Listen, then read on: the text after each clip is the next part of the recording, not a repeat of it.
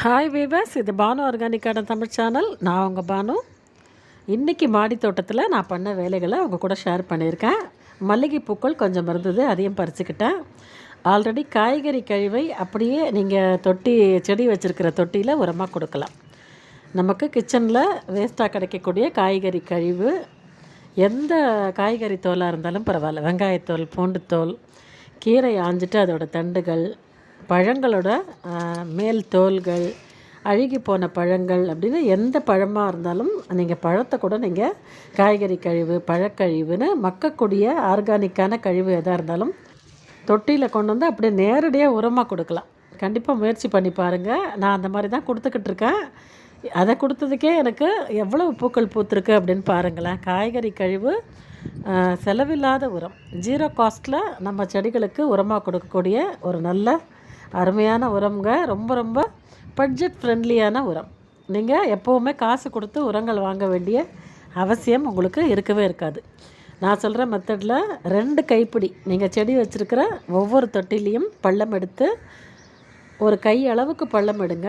எடுத்துகிட்டு வேறு அந்த பக்கம் இருக்குது அப்படின்னா டிஸ்டர்ப் பண்ணாமல் நீங்கள் காய்கறி கழிவை போட்டு மண்ணை போட்டு மூடி கம்மியான அளவில் தண்ணி கொடுங்க. இப்போ ஒரு பெரிய தொட்டி 12க்கு 12 அப்படின்னா 1 லிட்டர் ஜக்கால் நீங்கள் ஒரு ஜக்கு தண்ணி கொடுத்தா போகிறோம். மழை பெஞ்சுது அப்படின்னா நீங்கள் அதை கூட கொடுக்க வேண்டாம்.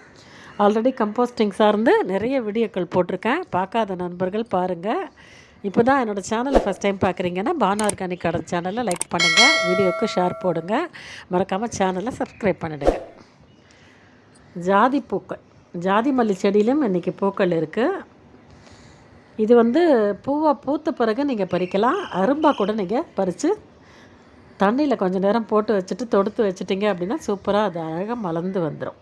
ரொம்ப வாசனையான பூங்க, பிச்சிப்பூன்னு சொல்லுவாங்க கிராமத்தில். ரொம்ப ரொம்ப வாசனை பிரமாதமாக இருக்கும் இந்த ஜாதி மல்லி செடி. நீங்கள் மாடி தோட்டத்தில் மல்லிகைப்பூ செடி, ஜாதி மல்லி செடி, அதுக்கப்புறம் செம்பருத்தி செடி, சாமந்தி செடி, சங்குப்பூ செடின்னு நிறைய பூக்கள் ரொம்ப எளிமையாக வளர்க்கலாம். ரொம்ப கஷ்டமே பட வேண்டாம். எங்களால் உரங்கள்லாம் காசு கொடுத்து வாங்க முடியாது அப்படிங்கிறவங்க உங்கள் வீட்டுக்கிட்ட இருக்கிற மண்ணையே நீங்கள் க்ரோ பேக்லேயோ தொட்டிலையோ நீங்கள் எடுத்துக்கலாம். அது கூட கொஞ்சம் இலை மக்கு உரம், காய்ந்த இலை சருகு அந்த மண்ணோட உங்களுக்கு கிடச்சிது அப்படின்னா நீங்கள் அதை விடவே விடாதீங்க.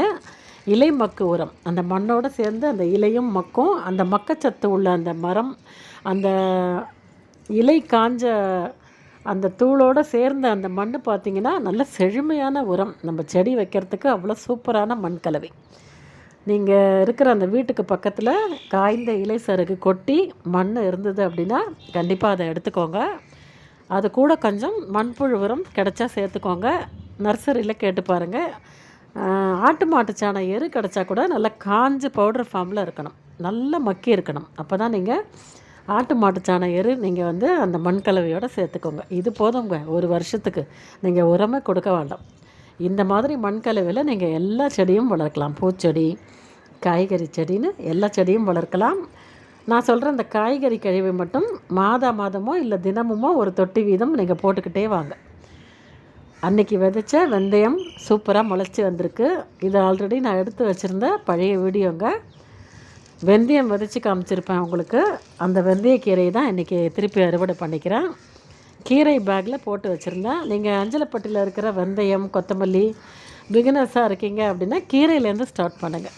கீரை உங்களுக்கு பூத்து காய்க்க போகிறதில்ல.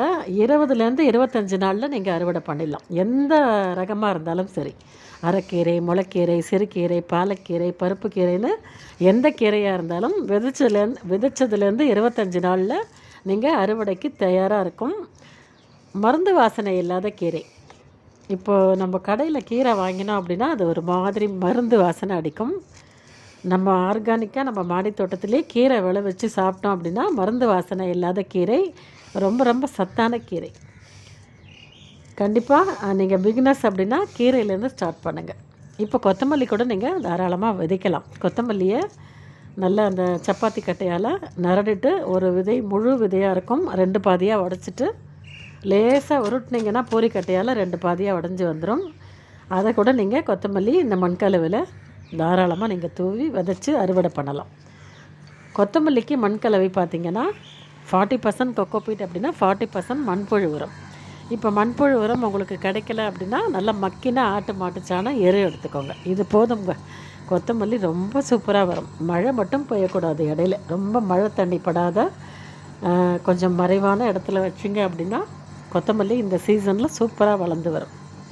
இன்றைக்கி பாருங்களேன், ஜாதி மல்லி செடி, அந்த செடியிலேருந்து கொஞ்சம் ஜாதி மல்லிப்பூ, மல்லிகைப்பூ, சங்குப்பூ, அல்மண்டாப்பூ, கொஞ்சம் வெந்தயக்கீரையும் அறுவடை பண்ணியிருக்கேன்.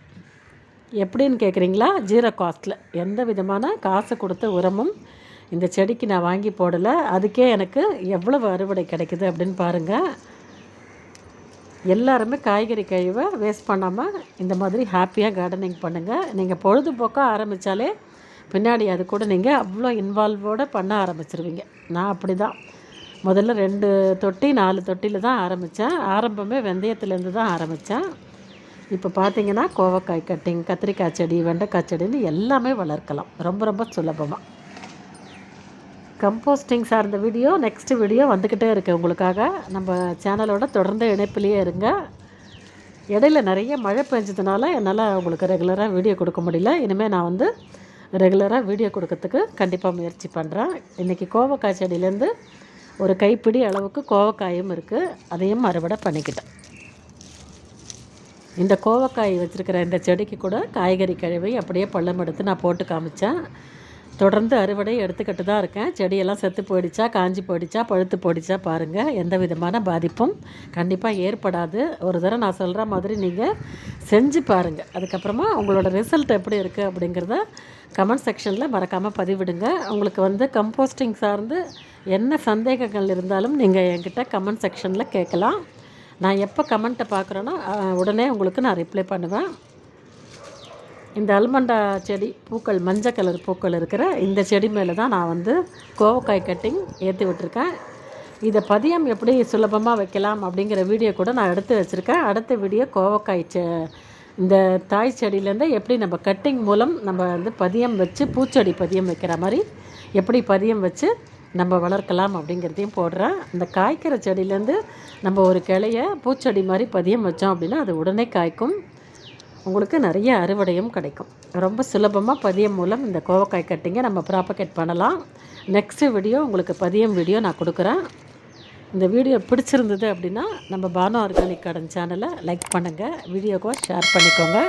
மறக்காமல் சேனலுக்கு சப்ஸ்கிரைப் பண்ணி சப்போர்ட் பண்ணுங்கள். எவ்வளோ கோவக்காய்கள் நான் பறிச்சுக்கிட்டே இருக்கேன்னு பாருங்கள். தேங்க்ஸ்.